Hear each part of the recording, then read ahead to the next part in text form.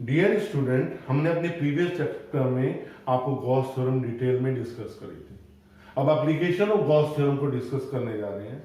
इसकी first application है electric field intensity due to infinitely long straight wire, conducting wire. अब infinitely wire है तो डायग्राम में थोड़ी वो तो होगी, इनफाइनाइट तो हम कभी मेजर ही नहीं कर सकते, तो इसको कैसे ड्रॉ करेंगे हम इनफाइनाइटली लॉन्ग वायर को? डॉटेड लगा के ऊपर। ये डॉटेड का मतलब है it is extended up to infinite length. इसमें चार्ज यूनिफॉर्मली डिस्ट्रीब्यूटेड है, कंडक्टिंग है, सरफेस पे होगा चार्ज। इलेक्ट्रिक फील्ड क्या होगी? Radially outward. अब मुझे एक पॉइंट P है जहां पे रिजल्टेंट इलेक्ट्रिक फील्ड इंटेंसिटी मुझे क्या करनी है? कैलकुलेट करनी है। अब मैं क्या करूंगा, यहां पे कोएक्सियल गॉसियन सिलेंड्रिकल सरफेस बनाऊंगा।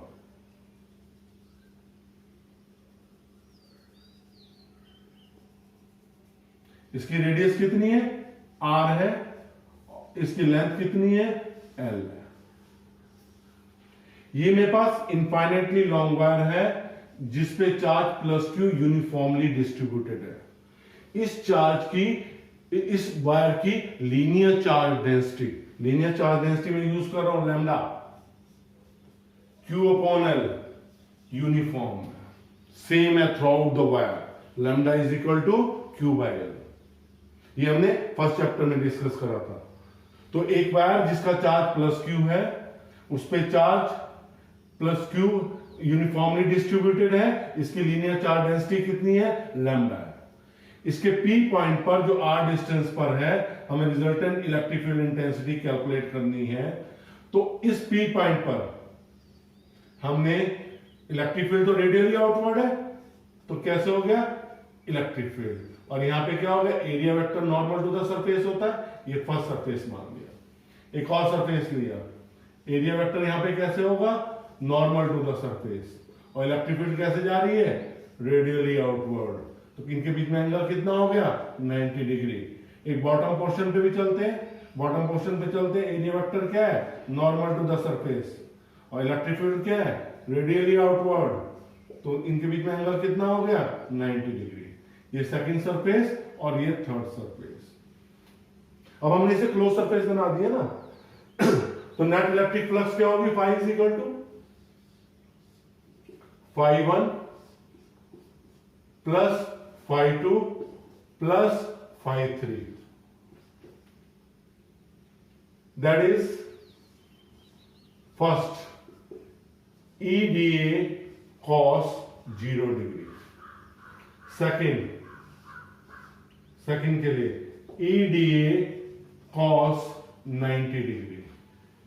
थर्ड के लिए EDA cos 90 डिग्री। इसमें E बाहर आ जाएगा बेटा, DA फर्स्ट सरफेस के लिए प्लस 0 cos 90 डिग्री की वैल्यू क्या होती है? 0 होती है। अब मैंने इसे क्या माना था? Coaxial Gaussian cylindrical surface. Coaxial Gaussian cylindrical surface. बेटे जो हम सरफेस लेते हैं ना, अपनी कन्वीनियंस के लिए लेते हैं। तो सिलेंडर का सरफेस एरिया क्या होता है? ये स्फीयर।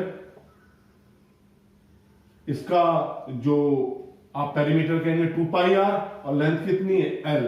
तो सरफेस एरिया इसका कितना हो गया? 2πrl। First equation. We know that Gauss theorem से phi इज इक्वल टू क्या होता है? 1/ε टाइम्स ऑफ Q। दोनों इक्वेशन में लेफ्ट साइड phi आ रहा है, तो from equation first and second, तो कितना आ गया?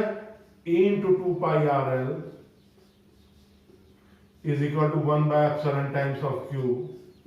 तो E का फार्मूला क्या आ गया बेटे? 1/2πε0 Q अपॉन RL। अब इसे और मॉडिफाइड फॉर्म में चलेंगे E is equal to 1 upon 2 pi epsilon naught Q upon L divided by R। क्योंकि इस वायर की लेंथ हमें नहीं पता, इनफाइनाइट है, हमें इसके पता है इसकी लीनियर चार्ज डेंसिटी लैम्डा है। तो लीनियर चार्ज डेंसिटी की टर्म में इलेक्ट्रिक फील्ड क्या आ जाएगी, 1/2 pi epsilon naught lambda upon R. साहब जब हम न्यूमेरिकल करेंगे तो हम 1/4 पाई एप्सिलॉन नॉट की वैल्यू जानते हैं, तो ये कितना आ जाएगा 2 लैम्डा अपॉन आर। ध्यान देना इस चीज को न्यूमेरिकल करते हुए, कहीं आप 1/2 पाई एप्सिलॉन नॉट रखें फिर दिक्कत होगी। और इसे वेक्टर की टर्म में ले जाएंगे तो E कितना हो जाएगा 1/2 pi epsilon naught lambda upon r into r के। हमने इनफाइनाइट लाइन चार्ज लिया था, उसके कारण नेट इलेक्ट्रिक फ्लक्स निकाली डिफरेंट पॉइंट्स शो करके, फिर हमने इलेक्ट्रिक फील्ड के गॉस थ्योरम यूज करी, इससे हमें क्या मिली, net electric field intensity due to infinite line charge. अब हम इसका दूसरी एप्लीकेशन डिस्कस करेंगे। बेटा अभी हमने जो डिस्कस किया था वो क्या किया था, इनफाइनाइट लाइन चार्ज। अब जो हम करेंगे electric field intensity due to uniformly charged plane sheet. कैसी sheet, plane sheet, infinite in extent है बेटे, इनफाइनाइट इन एक्सटेंट। तो अब हम क्या कर रहे हैं, हमने प्लेन शीट ली जो इनफाइनाइट इन एक्सटेंट है। ये प्लेन शीट कैसी है, नॉन कंडक्टिंग, और कंडक्टिंग बॉडी पे चार्ज कहां लाइज करता था, सरफेस पे केवल। लेकिन नॉन कंडक्टिंग बॉडी पे चार्ज क्या करता है, इनसाइड भी लाइज करता है।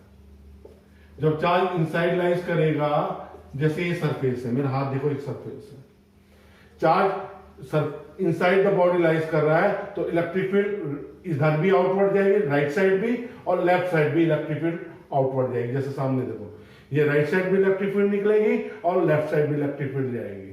तो इसके लिए हम क्या करेंगे, एक क्लोज सिलेंडर लेंगे।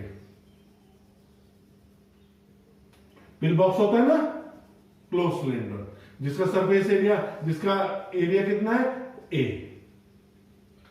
इससे आर डिस्टेंस पे दोनों तरफ,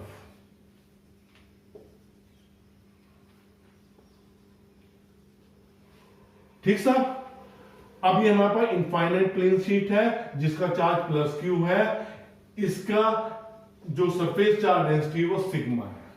सिग्मा क्या होता है, surface charge density, charge per unit area. हमने resultant electric field intensity calculate करने के लिए, क्योंकि ये राइट भी जा रही है और लेफ्ट भी जा रही है, हमने क्लोज सिलेंडर ले लिया, पिल बॉक्स, जिसका एरिया कितना है, ए, सेक्शन का एरिया। तो यहां पे हमने पोर्शन लिए, पॉजिटिव चार्ज है, इलेक्ट्रिक फील्ड रेडियली आउटवर्ड जा रही है, और ये एरिया वेक्टर। यहां पे एक सरफेस लिया, एरिया वेक्टर ऐसे होगा डीए, और इलेक्ट्रिक फील्ड कैसे जाएगी आपकी, नॉर्मल टू रेडियली आउटवर्ड। यहां में एंगल कितना हो गया, 90 डिग्री। इसी तरह यहां पे एक पोर्शन लिया, एरिया वेक्टर ऐसे है, नॉर्मल टू द सरफेस, और इलेक्ट्रिक फील्ड भी कैसे जा रही है, रेडियली आउटवर्ड, ये सेकंड सरफेस नॉर्मल। अब नेट इलेक्ट्रिक फ्लक्स कितनी आ जाएगी, phi is equal to φ1 plus φ2 plus φ3। First surface E dA cos 0 degree, second E dA cos 0 degree plus E dA cos 90 degree. कितना हो जाएगा, E बाहर आ जाएगा बेटा, dA सेकेंड सब में भी E बाहर आ जाएगा, dA, और ये कितना हो जाएगा 0। A प्लस EA, क्योंकि हमने इसका कितना माना है एरिया, सेक्शन का एरिया A। तो फाई इज इक्वल टू कितना हो गया हमारे पास, 2A। कैसी इक्वेशन होगी, first equation. We know that, Gauss theorem जानते हैं ना, फाई इज इक्वल टू क्या होता है, 1/ε टाइम्स ऑफ क्यू। तो from equation first and second, 2a किसके बराबर हो जाएगा, 1/ε times of q, E is equal to q upon 2ε0 a. E is equal to q upon a 2ε0. What we call it? Sigma upon 2ε0. इस electric field के फार्मूले में जो हमने डिस्टेंस r पे कैलकुलेट किया था नियर बाय, इस फार्मूले में r की वैल्यू नहीं आ रही है। इसका मतलब जब हम इन non conducting uniformly charge plane sheet लेंगे तो electric field intensity near to the sheet at every point is same. अब जब इसे वेक्टर फॉर्म में लिखेंगे तो E इज इक्वल टू कितना हो जाएगा, सिग्मा अपॉन 2ε0 n कैप। तो बेटे हमने इसमें इनफाइनाइट प्लेन शीट लेके आपको कैलकुलेट करके दिखाया, सिंपल फॉर्म में समझाने की कोशिश करी है। अगर आपको मेरे समझाए हुए चैप्टर समझ में आ रहे हैं तो वीडियो को लाइक और चैनल को सब्सक्राइब करना ना भूलें। धन्यवाद।